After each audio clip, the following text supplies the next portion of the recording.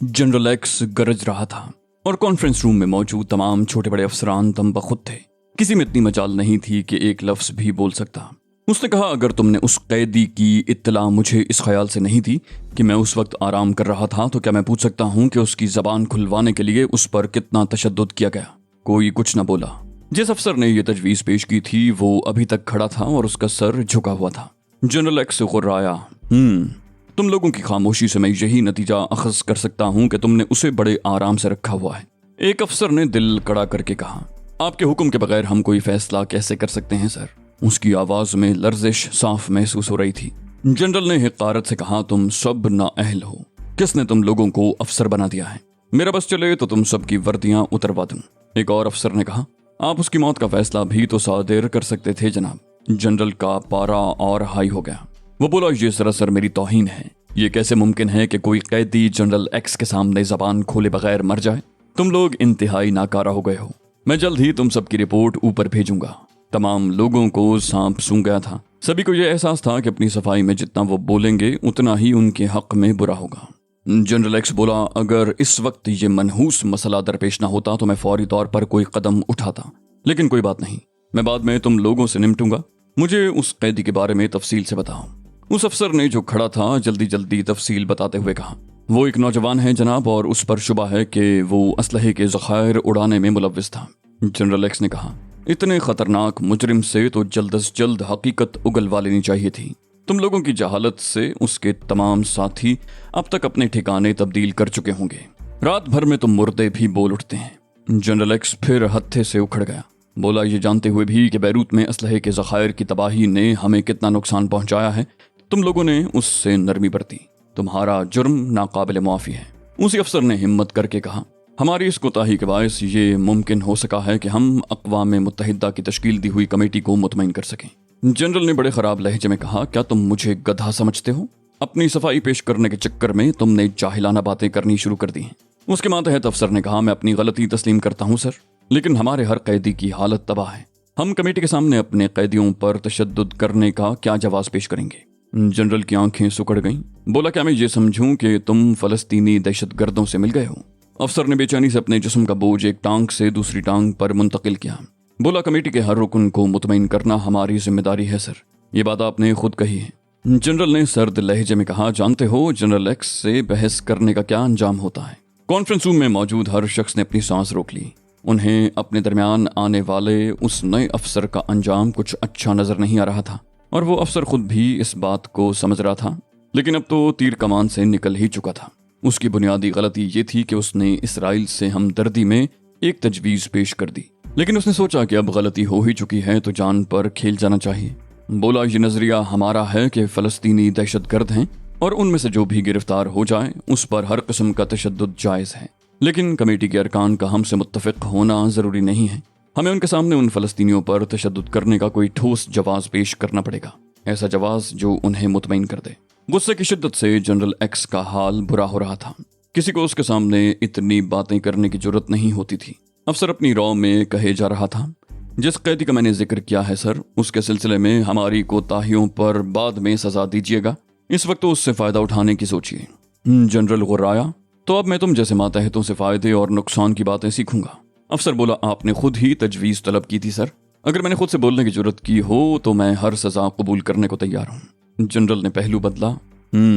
वो गैज़ो गज़ब की मुंह बोलती तस्वीर नजर आ रहा था। जो कुछ बकना है एक दफा में बक लो। अफसर ने खून के घूंट पीते हुए कहा, शुक्रिया सर। चूंकि वो कैदी किसी सवाल का जवाब नहीं देता, इसलिए हम उसे कमेटी के सामने पेश करके बताएंगे कि हमने इसे असलहे के ज़खायर उड़ाते हुए रंगे हाथों पकड़ा था और हम इसके साथियों के बारे में मालूम करना चाहते हैं, और इसके इवज हम इसे माफ कर देने को तैयार हैं। लेकिन इसका जो रवैया है वो आपके सामने है।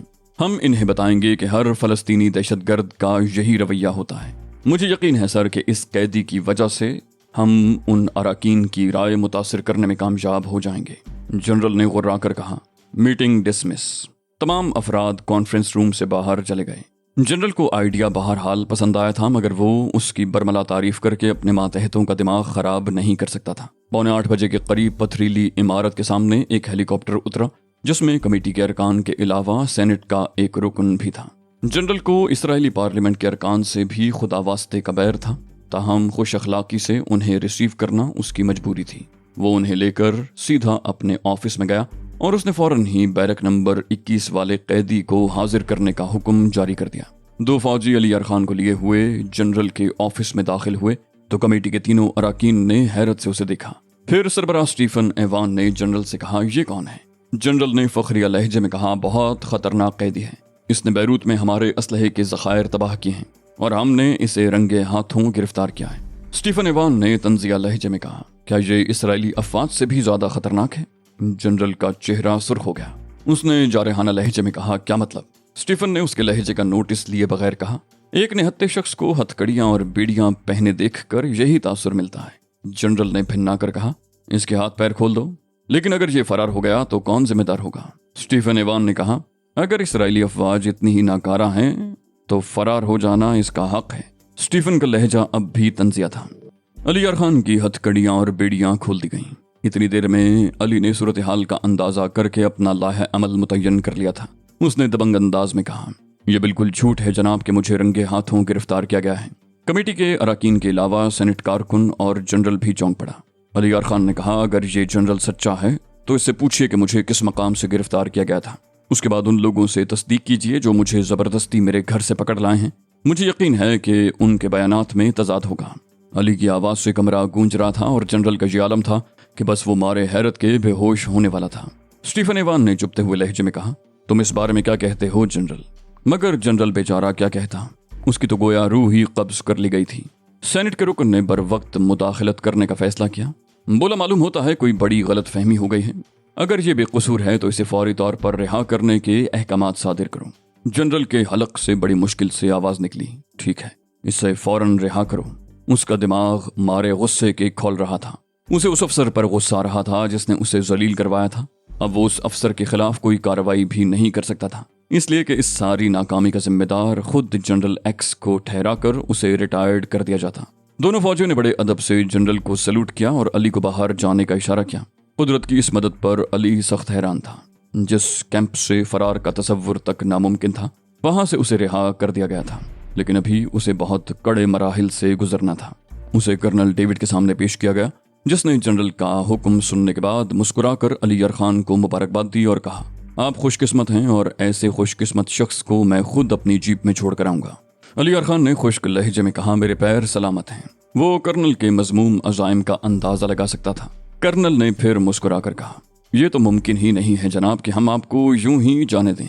उसके लहजे में मौजूद धमकी अली से पोशीदा न रह सकी और उसने दिल ही दिल में एक फैसला कर लिया। उसने भी मुस्कुरा कर जवाब दिया, मैं इस करम नवाजी के लायक तो नहीं हूं, ताहम आपकी यही ख्वाहिश है तो यही सही। 15 मिनट के बाद वो एक खुली फौजी जीप में उस कैंप से बाहर निकल रहा था। कर्नल डेविड अगली नशिस्त पर था और उसने तहिया कर लिया था कि उस कैदी को उसके घर पर ले जाकर हलाक कर देगा। पिछली सीट पर अली 2 फौजियों के दरमियान फंसा बैठा हुआ था। उस वक्त वो बैरूत की एक मज़ाफाती सड़क से गुजर रहे थे। जीप बहुत तेज रफ्तारी से सफर कर रही थी और आगे एक मोड़ आ रहा था। अली संभल कर बैठ गया। मोड़ के नजदीक पहुंचकर भी जीप की रफ्तार सुस्त नहीं हुई थी, मगर अली को किसी चीज की परवाह नहीं रही थी। मोड़ के नजदीक पहुंचते ही उसने बाएं हाथ से इसराइली फौजी की गर्दन जकड़ते हुए खुद को जीप से बाहर लुढ़का दिया। फौजी हवास बाख्ता हो गया था, मगर अली ने अपने हवास बहाल रखे थे। पहले फौजी सड़क पर गिरा था और अली उसके ऊपर गिरा था। चोटें तो अली की भी आई थीं, मगर फौजी के मुकाबले में बहुत कम आई। फौजी के हलक से एक कर्बनाक चीख निकली, उसकी कोई हड्डी चटक गई थी। वो दोनों सड़क पर दूर तक कलाबाजियां खाते चले गए थे। अली खुद को मुतवाजुन करते हुए उछल कर खड़ा हो गया। उसे अंदाजा था कि फौजी नाकारा हो गया है, इसलिए उसने सिर्फ उसकी गन छीन लेने पर इक्तिफा किया और सड़क से नीचे उतरकर पूरी कुव्वत से दौड़ना शुरू कर दिया। मुड़ती हुई जीप में दाएं जानिब वाला फौजी खुद को मुतवाजुन करने में मसरूफ था।